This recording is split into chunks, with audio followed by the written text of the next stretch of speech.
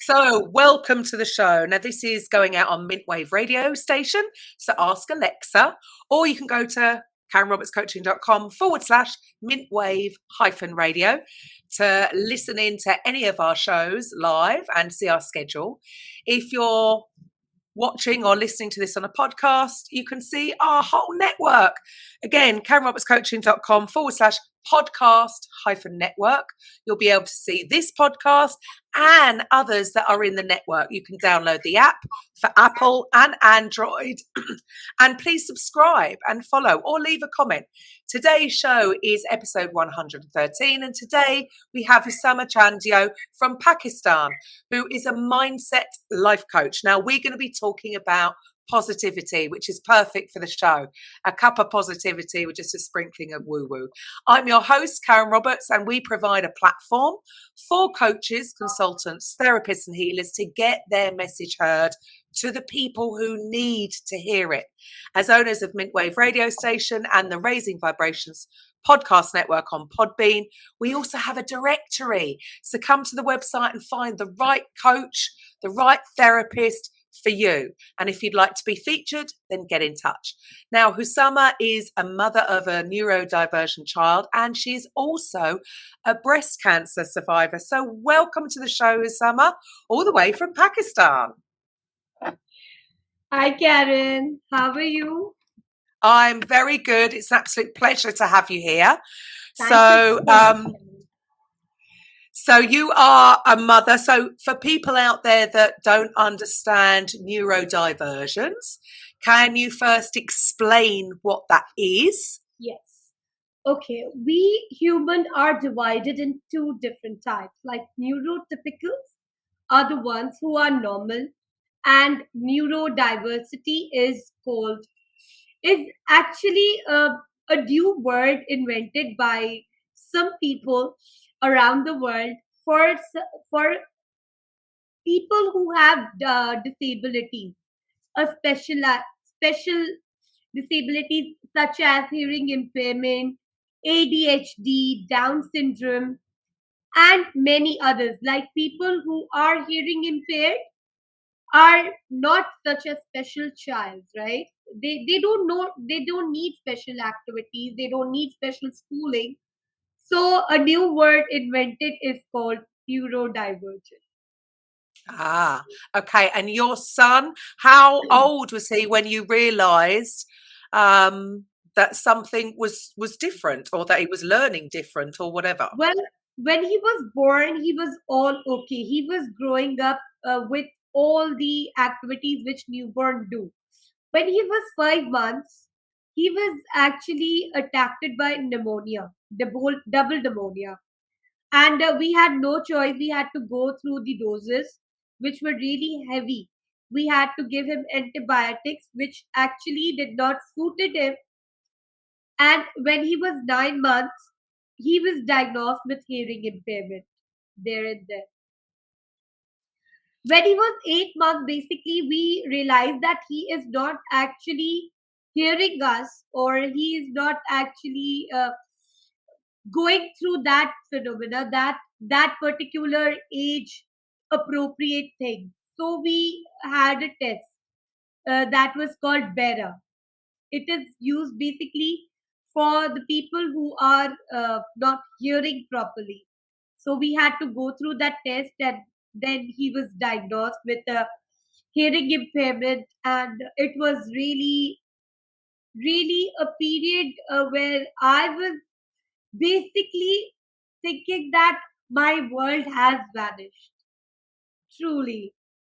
That was the moment I actually feel for mothers who are suffering from these problems, actually. Mhm. Yeah, because that's all we want, isn't it? Our children to be healthy. That's then we've done our job. As long as they get through life and they're healthy and they're happy. So I can imagine it's we take life for granted, and so for parents dealing with either ill children or children with disabilities just makes it a little bit. It's life is going to change. Did it change for you? It did.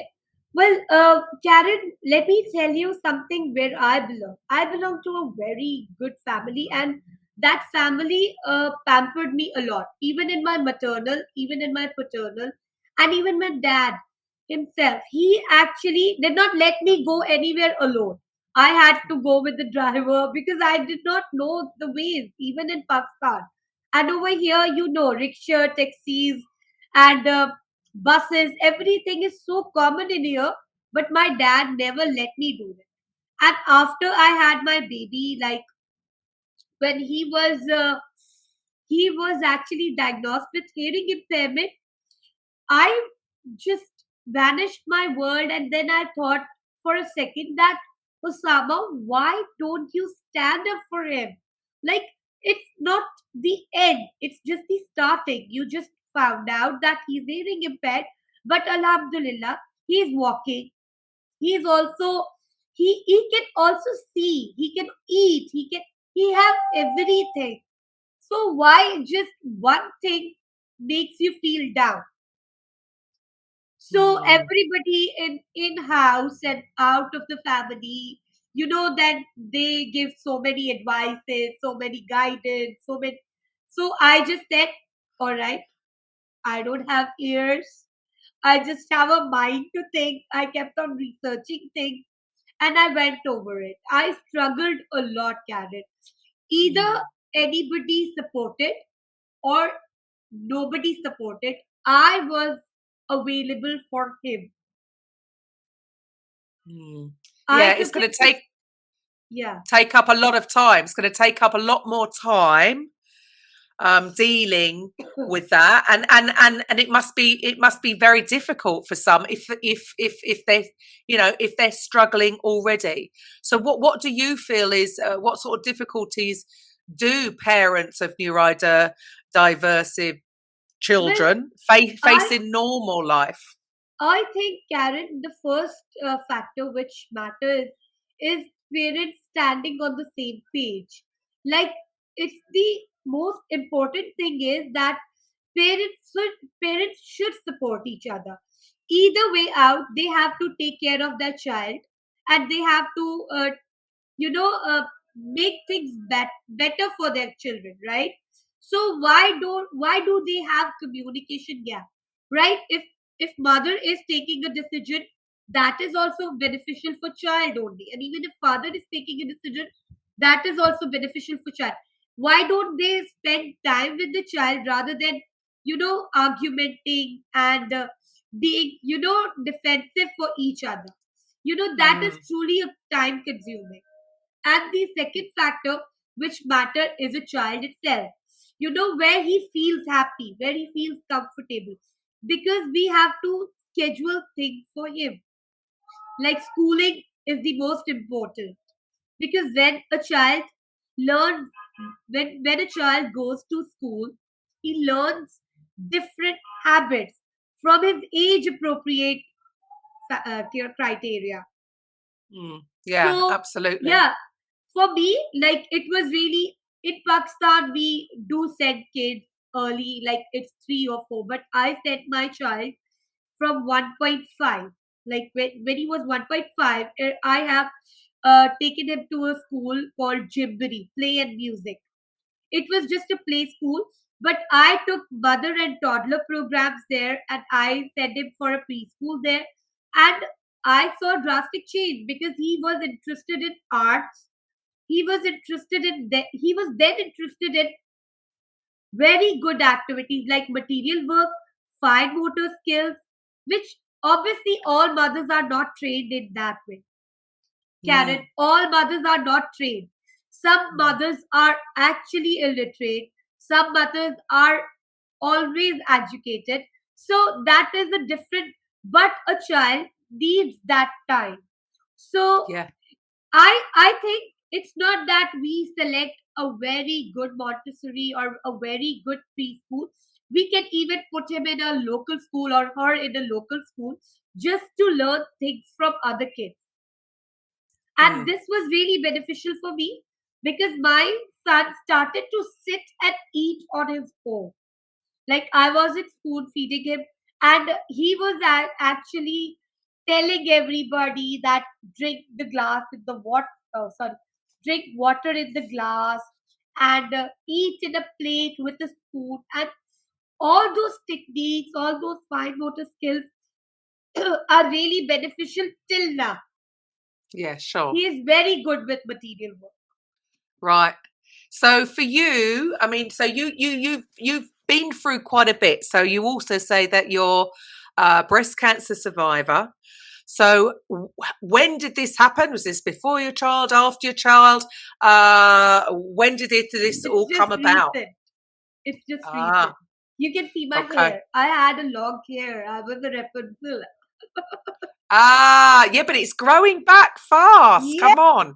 it is. It is. It is. I'm really happy with it because this actually, Karen, let me tell you, this disease made me stand up for myself. I was actually thinking, like it has been a decade, I have been thinking about others. I have been thinking about my children. I have been thinking about my husband, my in laws, my parents, and what community will say, what people will say. But now I stand up for myself. I make myself first priority. I think this is going to happen. I take accountability of everything I do. I take accountability of everything I think. So this disease was basically a blessing for me. This made me stand up for myself. This made me feel that, Osama, why are you doing this with yourself? You get life once. And what what is going to change if you are not going to stand up with yourself? You will keep still sleeping on this bed. You will go through more chemotherapies. You will go through more mental illness. Why don't you stand up for yourself? And there and then I decided to do something for myself. And see, I am a life coach today, and I'm helping other people to overcome all these negative flooded emotions. Right. And I mean, that's just such a good outlook to have because for many, hearing that word, the C word, is enough to bring many people down. But as you just mentioned, a lot of it, and possibly why you ended up with it, is because of the amount of pressure. Partly, I'm not saying it's all blamed on that, but when women are, and not just women, men as well, are put under so much pressure, which means they're under so much stress. And like you say, you have to deal with your children, you have to deal with your husband, the in laws. So mentally, there's a lot going on. Obviously, that's putting on a lot of stress, which means cortisol is in the body.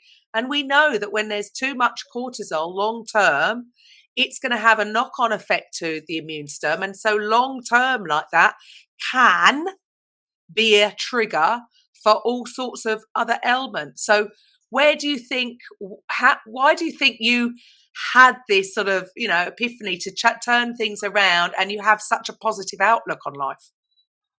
Because, Karen, mental illness is not a choice, but recovery is. This is what turned up like this is what turned up in my mind. Like, I was actually so fond of reading books. I was so fond of creativity. I was a preschool teacher once before my wedding, before my marriage, and I used to love my lifestyle. And in this decade, what have I done to myself? Like, right right now, I have a communication gap with my husband because of my child, not because I am some not his choice, that he doesn't love me. It's not that, but we are not on the same boat. Like, sometimes we argue on his therapy, sometimes we argue on his schooling, sometimes we do argue on his well-being. However, we both are actually looking after him. We both love him, and in that sense, I believe that people who actually love each other, they should understand each other. So when I was going through my disease, I found out that nobody else is actually looking after my son. Nobody is taking him for therapies. Nobody is sending him to school. Nobody is actually doing some activities which I used to do at home. So he is lacking that period. Obviously, 2 years of COVID already brought him back, right? And then Mm. one more year of my treatment turned him like drastic change. He is, mashallah, 10 years old. He is 10 years old, but he is not even in nursery now, right? So that is a big change. So when I was seeing that, obviously I was not on my feet. Because I had to go through 32 chemotherapies, Karen, which is not Wow. which is not really less. I had to go through too much. Like, I was flooded with emotions. I cannot even express that. When I was actually looking at my child and I was saying, Osama, get up. He needs you. Osama, wake up. He needs you. This thoughts were actually, these were my nightmares at that. Right. But that's not going to help you recover, is it? Those feelings of guilt that you're not Exactly. doing things, but you can't. You're ill and you need to Mm, recover. So it must have been true. quite a difficult position to be in. It was like inner conflicts going on. And Mm. that was actually making me more weak. So Yes. one day when my child was actually he was when he saw me on bed, you won't believe, Karen, he wasn't going anywhere. He was like, stick here. Mama, are you hurting?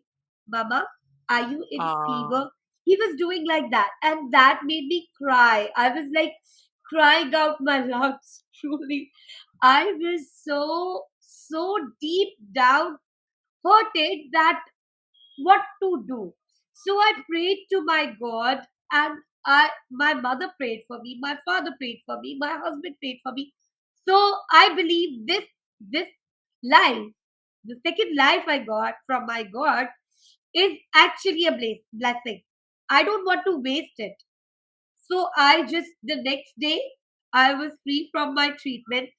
I searched on the internet what to do, what not to do, where to go. I researched on different things, and there and then I got this NLP registration form, and I just filled it like that because I had to do something. And after that, when I searched about neuro linguistic programming, and when I went through all those sessions, and when I feel amazing. It was a life changing experience. Honestly, Karen, this changed my life. And there and then I thought anger is not making any difference in my life. Negative emotions are not doing any good to me. Limited beliefs are not empowering me. So now I have to be an empowered one. And I stood up for myself and I said, do it. Just go through it, Wow. do it. Whatever. Good. Failure is always a feedback. Failure is not the end. So I truly believe, Carrot, that if we try, sometimes we do pass and sometimes we do fail. But failing is not the end. We should keep on trying. And I did that. Well, I mean, well done you for even having the mental strength in that sort of predicament and having to deal with a child who needs extra help. I mean, that's all it is not ill or anything. Hearing Yeah. impairment is just something that like many need to just overcome. It's just one thing, but I'm sure all the other senses are going to be heightened. So it's I suppose it's just the way of working differently with them. So have you found that the schools work differently with him, or do you have to do separate things? No. I He was actually going to a mainstream school. Karen, let me tell you one incident in my life. Uh, from 4 years back, in 2018, I found one because in Pakistan we don't have that many facilities, right? So I had to go abroad. So I chose Dubai because it was really near my country. and it was affordable as well. And it was really convenient because 2 hours flight, and then we can come back in 2 days. Like, so I decided to contact one doctor there, and I had to just I had that gut feeling. Why don't I get him diagnosed with different things like speech audiometry, aided audiometry, unaided audiometry, so I know where he is right now, right? I Mm. wanted to know his frequency level. I wanted to know his level. So I asked my husband that will you come with me? So he said that over here in Pakistan we have all the facilities and we are going through. I said no, I have researched about these things and we should like go and get him checked.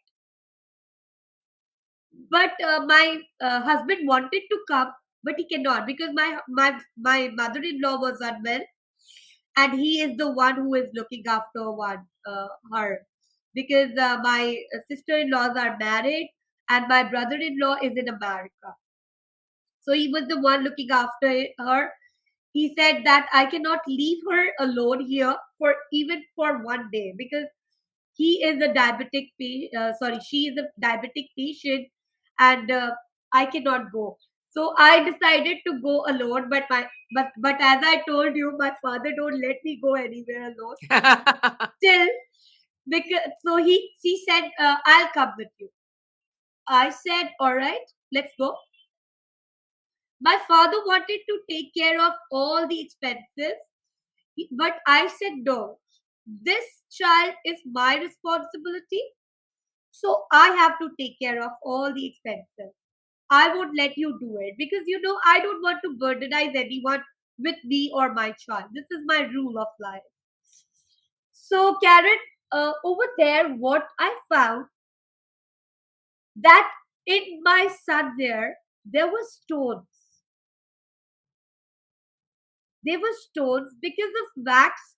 Wax was hardened each day, and nobody here in Ah. Pakistan actually took that out. Oh. Really. So what I did, I was like, see, Husama, you took that decision, you take accountability of that decision, and you made it. Like they took out those stones, and my father and I were like shocked there Oh. that this. I will send you a video where my son is Wow. going through that procedure. Oh my goodness. Yes, and he was like, my son was so potential about hearing, and he wanted to do it. So he was like doing uh, like that, Oh, bless him. and And he so was that was the cause. That was the yes, cause of it, was and it? he was just 5 years old then. So I just decided. I took him for that medical evaluation and everything, and over there I found out that there's a blood clot. What do you say? It is like a blood clot Yeah. in here. Blood clot. Yeah. Yeah, which can actually he can be curable. Nobody can go through that surgery or anything, but by time being when he starts speaking and that can melt. So when you take a decision, just stick to it. Sometimes you get positive responses from them. Mm. Yeah, but So you just wouldn't have known. You wouldn't have known if you hadn't gone over yeah, there. yeah. See, I was really stubborn on that time that I have to go to Dubai. I will go to Dubai. I will give up everything for that.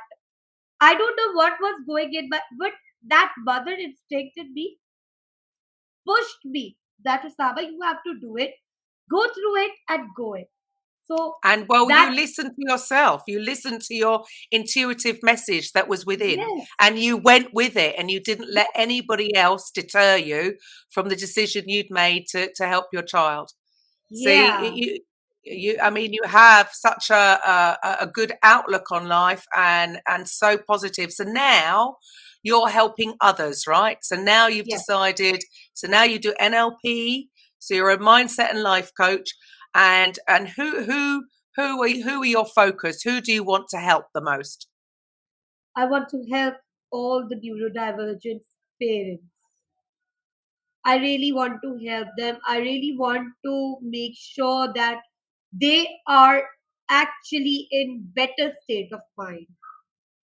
I really want to work on their wellness, because when parents are actually thinking positive, positive happens, Karen. I have experienced that. See, Yeah, it's with going to have my a knock-on flooded, effect. yeah, with my flooded emotions, nothing helped me. With my negativity, nothing helped me. But when I started thinking positive, when I started taking accountability of everything, everything is like happening for me. Like, I am not even Mm, stressed out. I'm not anxious about anything. I am not being curious that what is. Otherwise, I used to think, what will my son do? How will he make friends? And so many, like, I had list to go on. right. But When you I really want accept to what help. is, Yeah, you accept it, and then you're going with the flow. Sounds like you're just sort of going with it and being happy in the moment. I mean, that goes a long way, doesn't it? yeah. Mm. In the end, we love our children, right, Karen? Mhm. So even they have ability or disability, they are our children. So why not Exactly. There. working for them rather than being anxious, rather than being curious? Why don't we work on ourselves and themselves? Both. Right.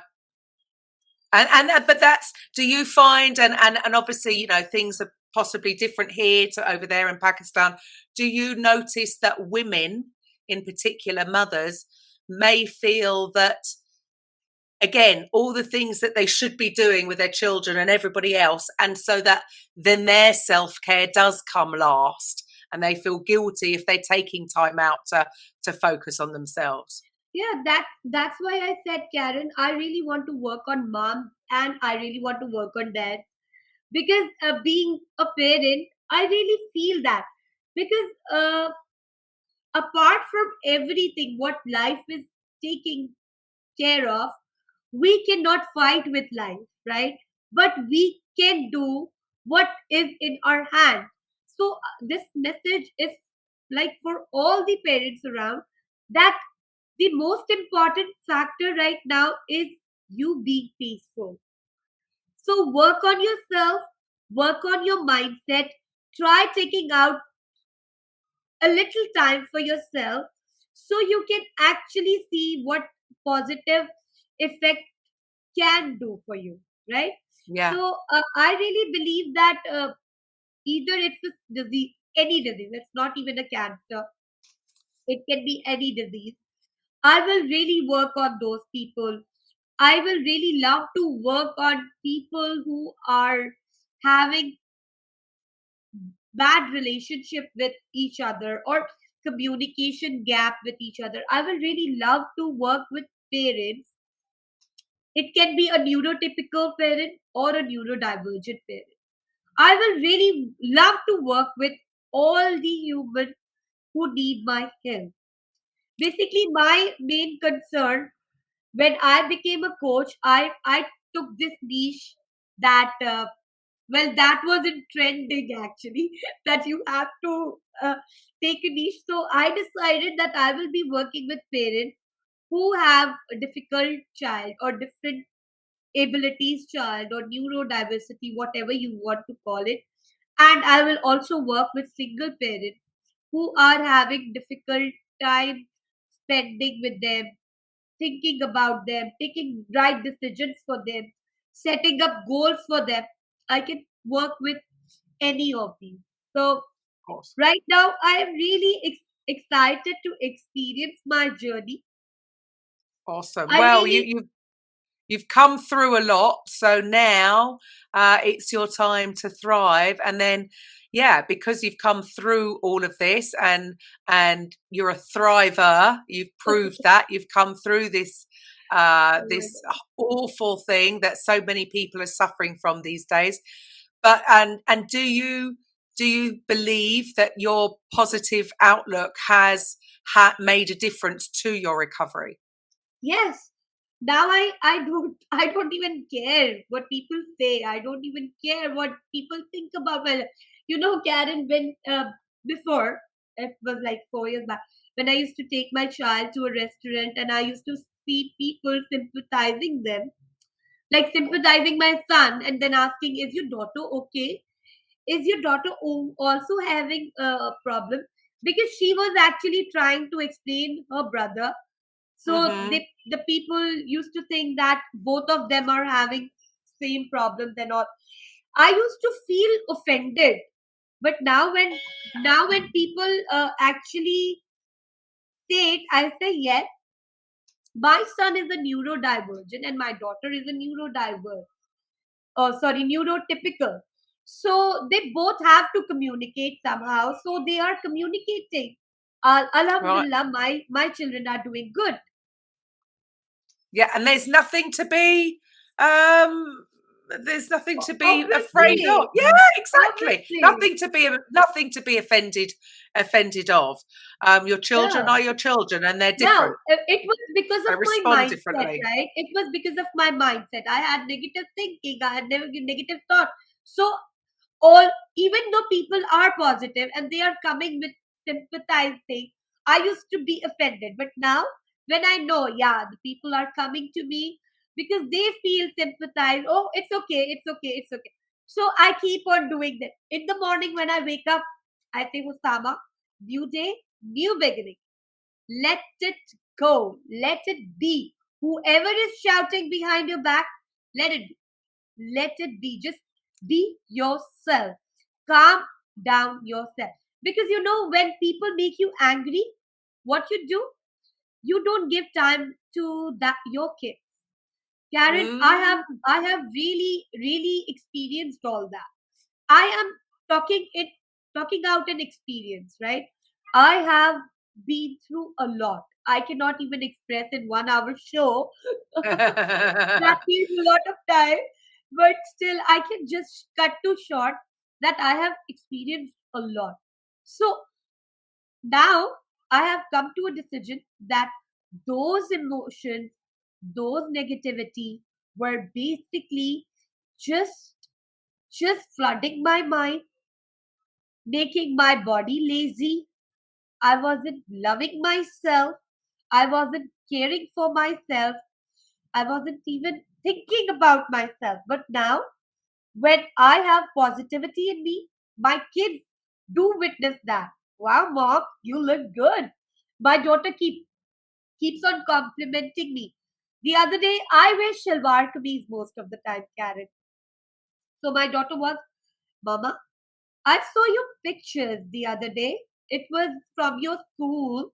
You used to wear jeans, top, and you used to look so good. Why don't you wear jeans? And that actually gave me a clue. Yes, why can't I wear jeans? There's nothing bad about it. I'm not even relieving my body. I'm not doing anything with my body. I can wear it for her if that makes her feel good. Now I only think what matters to my kids. I don't actually now think Yeah, about it doesn't matter. What other people think is my irrelevant, and I love parents. that attitude. My parents are my strong support cat. My dad and my mom supports me like anything. They are like, okay, Husama, you decided, go for it. We are at your back. That, like, Ah, my husband was unable to travel since he was taking care of my mother-in-law. So my dad was taking care of all our traveling expenses. He was taking us uh, to Turkey, to Dubai, wherever my kids want. So I am really blessed with all of these things. Why should I not concentrate on things I have rather than taking care of all those things which I don't have? So well, I mean, that is that that is, is the outlook to have. That's the outlook to have. But yes, so many, it's almost yeah. like we've been conditioned to focus on the things that we don't have more so than having gratitude for the things that we do. I mean, that is so. I suppose for you, you've really experienced, and I suppose because these are intangibles. gratitude and positive thinking. It's so hard to prove. And the only way people can prove it is to themselves. Like you said, you've been through that. You've known when you are feeling down and feeling sorry for yourself or angry or upset that nothing good came out of it. It wasn't serving you. It wasn't helping you heal. And then you know that when you've changed your mindset, things have changed and things. So the only way to prove it to anybody is to prove it to yourself. Karen, people still say, you are a life coach, you have a lot of negativity. And I say, really? Have you experienced any of my negativity? And please let me know. Please do let me know so I can change it. Otherwise, I would have been so offended. I have been so argumentative. And I used to have like that angry face. Now I just say, really? Have you experienced it? Please let me know so I can change it in myself. Well, you see, I mean, on so many coaches, as myself included, so many coaches end up being coaches because of what they've dealt with personally. So because they know it to be true, once you do your inner healing and once you do overcome these mindset issues and change your mindset, because things do change for you, it is quite often natural to then want to go out in the world and help others because it works. And it's not something that can be, we were talking about this, I think, on the last show, the difference with, the problem with Western medicine is, I have seen that show. I have seen that show. Somebody comes with the problem and you want that to be fixed. Well, you can't test all of these positive mindsets and how is that going to affect you? Because how can you test it in a scientific experiment? I must say that my husband is also very supportive to me. Like I said, I want to do NLP coaching. He said, go for it. I said, I want to go there. He said, go for it. He don't even ask me where am I going. He shows his love that way. So I was actually feeling guilty about it, that why to always think negative about him? Why don't I take positive things that he is actually allowing me for everything, other than other Pakistani husbands who don't let their uh, wife go out, work, learn, because they are actually thinking that, that ego comes in between. My husband never do that. He loves me and he shows his love in his own way. So my father always says, Osama, you have everything. Just be thankful to it. Don't look for those things you don't have. Look for those things you have. Like as Shakespeare said, that one day he was crying out for shoes. But when he saw a man without legs, he stopped crying. So this is a message that be thankful for what you have, not for something you don't have. And then what happens? You get more. Exactly. You can see me. I am a really positive one now. I am actually feeling bad. I have experienced all those flooded emotion for a decade long. Right. Like I am actually missing those days now. Yeah, can I have them back, please? Can I have those 10 years back? Can I have it back now? I've changed my mindset. I wish I have a remote control so I can rewind all that episode and take it back. Yes, can we take it back? Well, there you go. But now that's the way forward. So now you're looking at helping others with relation to this. So how would people get in contact with you? I have a Facebook page. I have a Facebook group. I have a WhatsApp number, my business WhatsApp, and I have a profile, a proper profile over there. I share my stories. I share all the details. I tell people about neuro-linguistic programming and everything. Like it's my son. Sorry for that. So that's okay. You want to see Karen auntie? Come. You will love Come to and meet. say hello. Say hello. Hi. Come and say hello. Hello. All right. So Karen, I feel amazing to help people, and I actually I'm very responsive to messages. Right. Okay, so how do people find you? What's your Facebook page? What is it called? My Facebook, my profile name is Osama Chandio. HUSSAMA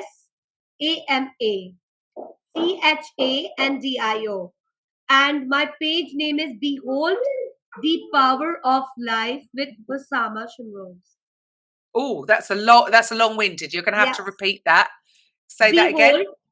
Behold the Power of Life. Behold the power of life With Osama. with Osama. Yes. Okay, awesome. My group name is Reprogram Your Unconscious Mind. Reprogram your unconscious mind. So you've got NLP in your toolbox. How else do you help your clients? I help with timeline therapy. I counsel them. I have an anxiety interventions going on. Like I do it for myself as well. Well, that's it. Most coaches and healers, it's about their healing journey first before then going on. Yeah, metaphors are others. really important. Basically, what you experience, you can actually feel that. Like right now, whoever I have as a client, I whenever they are sharing with things with me. Yeah, no, and that's how it should be. It is all about sharing a story, Yes, because there's going to be other people out there that may be going through what you have been going through, yeah. whether So that's this is what with I'm relation. saying, Karen.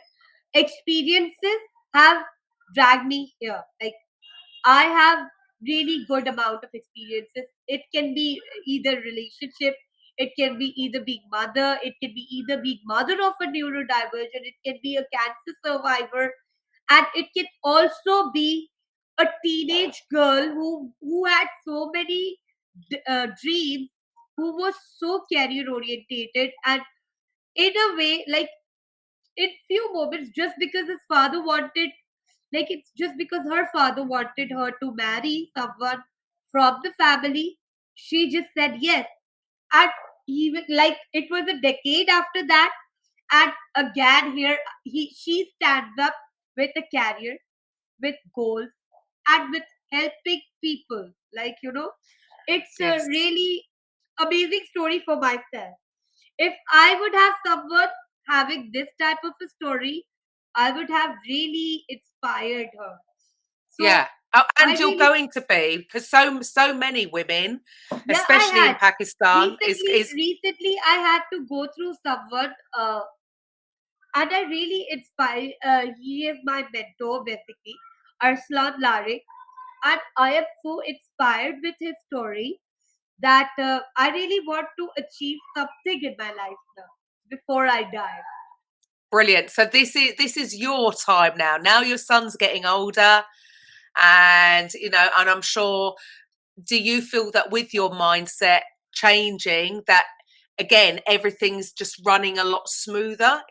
Things getting a lot easier? Yeah, this is my struggling period basically, but still I am managing everything. Like I take clients, I also take care of my kids, I also learn, I take my classes daily, I revisit and revise my work so Yeah, I you're can still help. studying. You're still studying as well, aren't you? About to do your masters. Yes, I am about to do my masters, but I keep revising it, so I cannot lack something. I have done it. I'm done with it. We have that audio files with us from our mentor. It's a gift. It's from Ted James. It's from Ted James. Okay. So I go through that daily. I I give 1 hour to myself just to stay calm. So it's just that I keep on revising it, so it's clear in my mind. Perfect. So now this is your time to thrive, and I think you must be a massive inspiration for many other women in Pakistan and across the world, because especially as you said, sort of many women are married off, and they might think that's it for them. They can't do anything else. So for you to be an inspiration to those and to say, yeah, you can still have a marriage and have your children, you can still have that, but you can also still have whatever it is your calling is, whatever it is you're passionate about. So this is your journey now to try and inspire other women in Pakistan, and not just Pakistan, all across the globe. This is the beauty of the internet. I'm taking clients all over the world. I can take anyone who is in need. You can just DM me, and you can WhatsApp me. I have my page, I have my group, I have my profile, and everybody is more than welcome there. They can share things up. They can actually ask for assistance. They can ask me my story and how am I helping myself to lead to future. Awesome. I mean, thank you so much for being here, because obviously, this is you're all the way over there. It's a different culture, like you say, for women especially. Many probably this is all quite new for them. Even the talk about NLP and things. So I'm sure that you're NLP is. Yeah, it's very. Know what NLP is. So you really are being the driving force over there to sort of change the mindset of not just women. I have to take 1 hour to just explain what NLP is. So basically, right now, this is my job to help people learn about NLP. Well, you're spreading the word, and there you go. It takes one person. If you can just change one person's mindset, then you've done there you go. You've done your job. You're going to feel good. They're going to feel good. And it's going to have a knock-on effect. It's like a ripple effect, isn't it? The more people you help, the more people it's going to spread out. I'm sure you're going to have many women really sort of looking to you as an inspiration. So that's brilliant. Karen, what motivates me more is my father's word. He says, Osama, now you have chosen this career. Think about other person. They are coming with whole loaded heart. Try to help them as much as you can. Don't think about anything else. Just choose your client and help them. So it really motivates me, because you know what I feel? Creating results are the most important factor when you are a coach. Absolutely. 100%. And the proof is in the results that you're getting. Yes. So, yeah, brilliant. Well, thank you so much for your time today. Thank you, Karen. And if anybody's out there who wants to get in touch, then please get in touch with Osama. All her details will be below.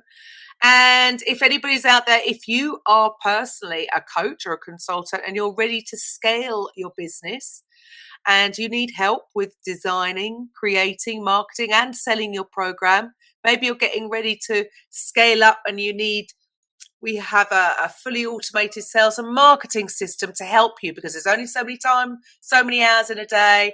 And if you have children or you have other things to do, right, you don't want to be surgically attached to your phone with building your business, get in touch.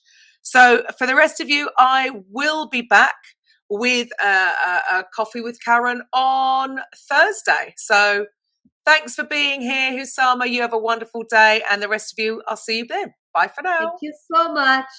Love Coffee with Karen podcast, a weekly chat show discussing everything from holistic health to current affairs from a mental, physical and spiritual perspective. Get your weekly cup of positivity with a sprinkling of woo-woo.